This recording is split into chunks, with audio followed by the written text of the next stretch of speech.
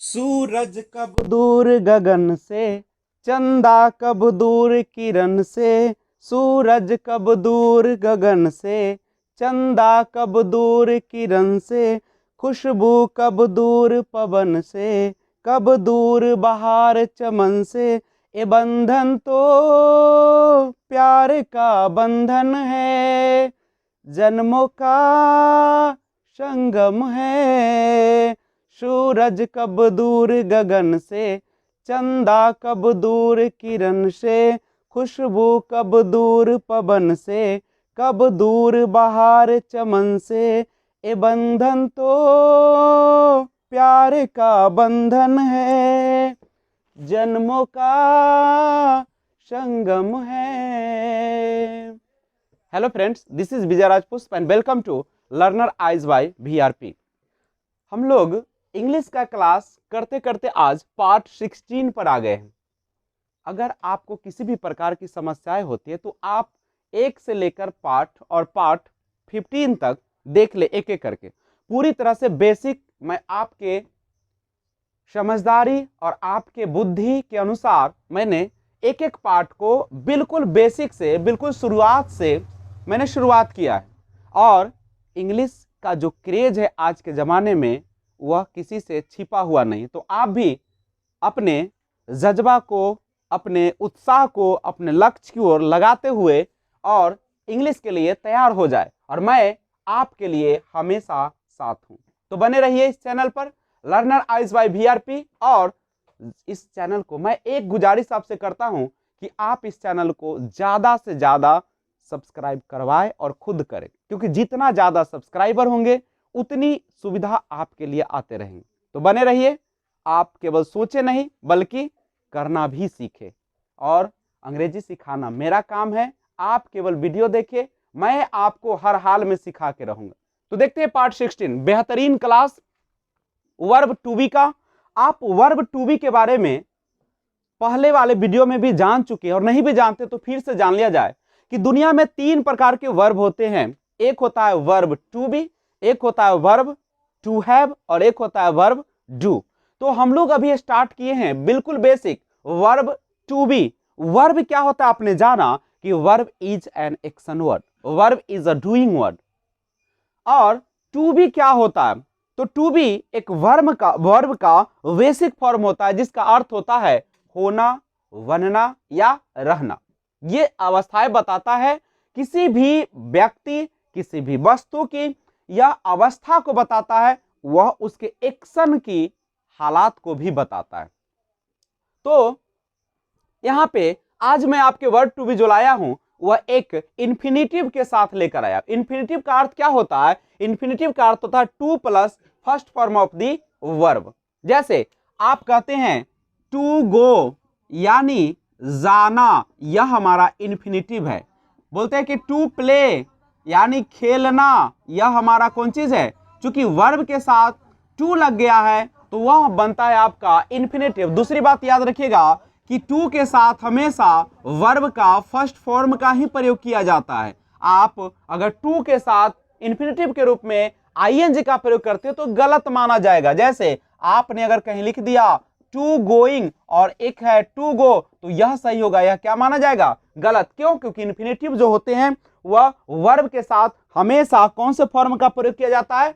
To का प्रयोग किया जाता है। टू के बाद वर्ब वन का ही प्रयोग किया जाता है। लेकिन अगर इस टू का प्रयोग अगर प्रीपोजिशन के रूप में कर दिया जाए, प्रीपोजिशन क्या होता है आप जानते होंगे। Preposition is a word to connect a noun और प्रोनाउन टू अनदर नाउन, यानी जब किसी नाउन या प्रोनाउन को किसी दूसरे नाउन के साथ, संज्ञा के साथ संबंध जोड़ा जाता है तो उसे ही हम लोग कहते हैं प्रीपोजिशन। जैसे एट है, ऑन है, इन है, आपका ओवर, एबव, ये सारा होता है। तो ध्यान रखिएगा कि अगर टू का प्रयोग प्रीपोजिशन के रूप में किया जाए तो प्रीपोजिशन के लिए हम लोग टू के बाद हमेशा वर्ब का फोर्थ फॉर्म आईएनजी का प्रयोग करते हैं। जैसे याद रखिएगा, अगर हम आपको कहते हैं लिसनिंग, लिसनिंग यहां पे है, लिसन के साथ हमेशा टू लगता है। अगर आपको कहा जाए कि लिसन टू म्यूजिक, ये है आपका। यहां पे एक और देखिए, इंटरेस्ट या अफ्रेड, ये सारा जो वर्ड है अपने साथ एक प्रीपोजिशन लेता है। अफ्रेड के साथ ऑफ लगता है, लिसन के साथ टू लगता है, इंटरेस्ट के साथ इन लगता है। इसी तरीके से एक वर्ड होता है एडिक्टेड, एडिक्टेड के साथ प्रीपोजिशन के रूप में क्या लगता है, टू लगता है। और याद रखिएगा, जब किसी वर्ड के लिए प्रीपोजिशन आते हैं तो इसके बाद हमेशा वर्ब जो आएगा किस फॉर्म में आएगा, फोर्थ फॉर्म में, यानी वर्ब में क्या लग कर आएगा, आईएनजी। अब यहां पे अगर टू के बाद आपने पहला रूप लगा दिया तो ये बिल्कुल क्या माना जाएगा, गलत। जैसे अगर हम कहते हैं कि मैं शराब का आदी हूं, तो आप कैसे बनाते हैं, I am addicted, I am addicted to, और शराब पीना का होता है ड्रिंक, तो क्या हो जाएगा, यहां पे चूंकि एडिक्ट के साथ टू का जो प्रयोग आपने किया है वह प्रीपोजिशन के रूप में किया है, इसलिए यहां पे क्या हो जाएगा, ड्रिंकिंग हो जाएगा। तो ध्यान रखेंगे, what is the difference between infinitive and preposition, तो इट्स अ सिंपल लॉजिक।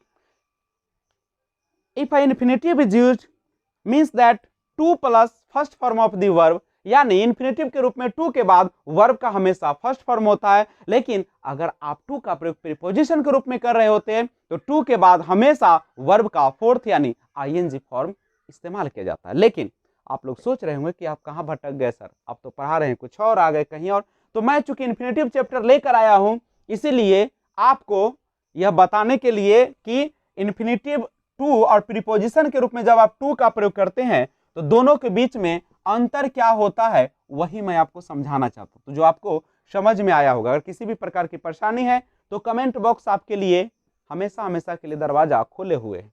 तो आइए ध्यान दीजिएगा, आइए अब हम देखते हैं इसको।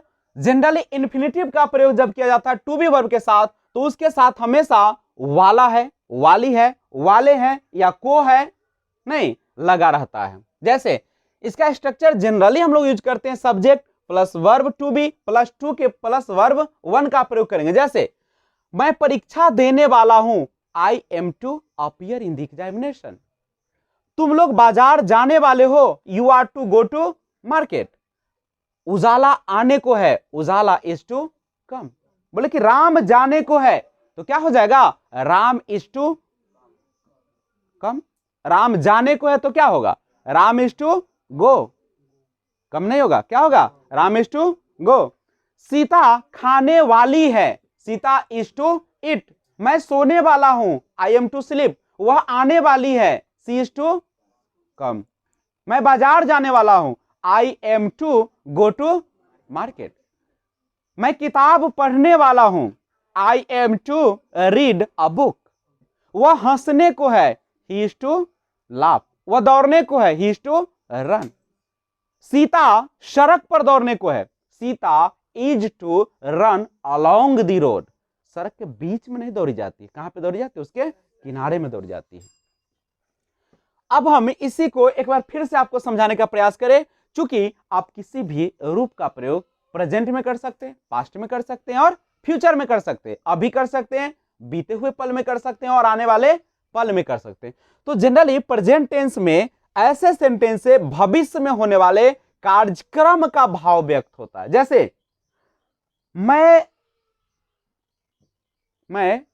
बसंतपुर जाने को हूं, तो कब की बात हो रही है, मैं बसंतपुर जाने को हूं, अभी तो नहीं गया हूं ना, यानी भविष्य की योजना बता रहा है। I am to go to Basantpur. अगर हम कहें कि मैं अंग्रेजी सीखने को हूं, क्या आपने सीखा अभी तक, नहीं, आप सीखने को है, कब सीखने को है, फ्यूचर की बात है, भविष्य की बात कर रहा है। तो मैं अंग्रेजी सीखने को हूं, I am to learn English. मैं गीत गाने को हूं, I am to sing a song. तो भविष्य में होने वाले कार्यक्रम का भाव व्यक्त होता है किससे, आपका verb to be plus infinitive से।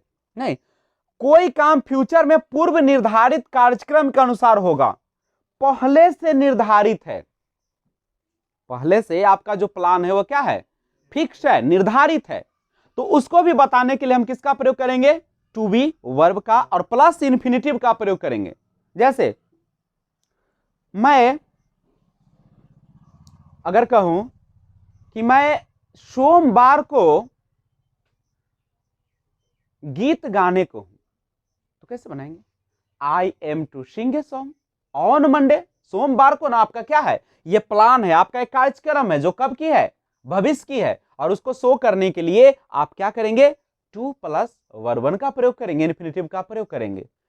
जैसे एग्जांपल से और देख सकते हैं, मैं कहूं कि राधा नाचने, केवल आपको पहचानना है कि को लगा है या नहीं है, या वाला है, वाली है, वाले हैं लगा है कि, जैसे ही आपको मिले को है, वाला है, वाली है, वाले हैं, तो हमेशा आप इजे मार के बाद टू का प्लस वर्ब वन का प्रयोग करेंगे, और था आ जाएगा तो क्या कीजिएगा, वॉज वर्ब का प्रयोग कर दीजिएगा, और गागे गया जाएगा तो क्या कीजिएगा, तो सेल बिल का प्रयोग कर देंगे, और उसके साथ टू तो हमेशा रहेगा। क्यों टू रहेगा? क्योंकि टू जो है वह वाला, वाली और को दिखाएगा।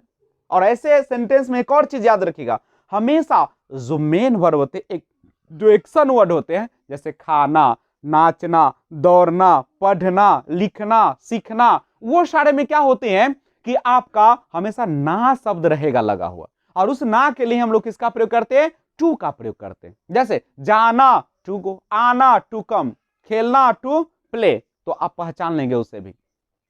राधा नाचने को है, तो आप क्या लिखेंगे इसको, राधा नाचने को है, Radha is to dance, Radha नाचने को है। मैं गीत गाने को हूं, मैं गीत गाने को कैसे बनाएंगे, I am to sing a song. Sita कलम खरीदने वाली है, सीता कलम खरीदने वाली है, तो क्या करेंगे आप, Sita is to buy a pen, Sita is to buy a pen. ऐसे रहता कि मैं आपके घर जाने को हूं, I am to go to आपके घर ना, योर होम। वह सुबह में आने वाली है, she is to come in the morning. वह शाम में जाने वाली है, she is to go in the evening. नहीं ना होगा, तो ध्यान रखेंगे, आप ऐसे घर पे बैठ के बना सकते हैं। क्या बना सकते हैं, मैं सोने को हूं, आई एम टू स्लीप। मैं उठने को हूं, I am to get up, या आई एम टू अराइज, नहीं, या I am to awake, awake भी बोलते हैं हम लोग। तो सिंपल याद रखिएगा, आप घर पे बैठे और आराम से शांति से बैठे और ध्यान लगाए, इजे मार plus two plus verb one का। एक बार फिर से देख ले, अगर मैं आपसे कहता हूं कि मैं खाने को हूं, आई एम टू इट, मैं जाने को हूं, आई एम टू गो, मैं सोने को हूं, आई एम टू स्लीप, मैं नाचने को हूं, आई एम टू डांस, मैं खाने वाला हूं, आई एम टू इट, मैं पढ़ने वाला हूं, आई एम टू रीड। वह जाने वाली है, सी इज टू गो, वह घर जाने वाली है, she is to go home. Home के साथ टू का प्रयोग नहीं किया जाएगा, लेकिन हाउस के साथ टू का प्रयोग किया जाएगा, क्योंकि होम एक एडवर्ब है, एडवर्ब से पहले टू का प्रयोग नहीं किया जाता है। करेक्ट है। जैसे मैं बोलूं कि मैं गीत गाने वाला हूं, I am to sing a song. मैं सुबह में उठने वाला हूं, I am get up in the morning. मैं शाम में बाजार जाने वाला हूं, I am to go to market in the evening. वह आने वाली है, सी इज टू कम। वह जाने वाली है, सी इज टू गो। वह गाली देने वाली है, सी इज टू अब्यूज। और जब आप घर पे रहते हैं और आपकी मम्मी कहती है कि खाना खा लो, तो आप क्या बोलते हैं, मैं खाने को हूं, आई एम टू इट, मैं खाने को हूं। मैं जाने को हूं, आई एम टू गो। मैं बात करने वाला हूं, आई एम टू टॉक। मैं राधा से बात करने वाला हूं, I am to talk to Radha. मैं म्यूजिक सुनने वाला हूं, I am to listening to music, I am to listening to music. तो इस तरीके से आप इसका प्रयोग करेंगे, और वीडियो को मैं छोटा ही रखूंगा। आने वाले नेक्स्ट वीडियो होंगे पार्ट 17, जिसमें मैं आपको बताऊंगा कि जब सेंटेंस में ज्यादा जोर दिया जाए, जैसे वह मरने मरने को है, एकदम प्राण अटका हुआ है, या वह मरने ही वाला है, वह खाने ही वाला है, वह नाचने ही वाला है, या वह गीत गाने ही को है, ही को जोर दे रहा है, वह शादी करने ही वाला था, लेकिन क्या हो गया, तैसे लड़की भाग गई। नहीं, तो इस तरीके से अगर आपको सेंटेंस रहे तो कैसे बनाएंगे, तो जानने के लिए आप इस चैनल को सब्सक्राइब करें और बेल आइकन को ऑल पे जरूर प्रेस कर दे। हाँ, एक बात ध्यान रखें, जितना ज्यादा आप शेयर करेंगे आपके लिए मैं उतना बेहतरीन वीडियो लाऊंगा। तो आज बस इतना ही, मिलते हैं फिर नेक्स्ट वीडियो में। बने रहिए, जहां भी रहिए खुशहाल रहिए, अपना और अपने परिवार का ख्याल रखिए, सोशल डिस्टेंसिंग का पालन कीजिए, घर पर ही रहिए और मास्क और सैनिटाइजर का प्रयोग अवश्य करें। और विशेष, क्योंकि जान है तो जहान है, आप ही नहीं रहेंगे तो ये दुनिया क्या होगा। Thanks for watching, keep watching. जय हिंद, जय भारत, वंदे मातरम।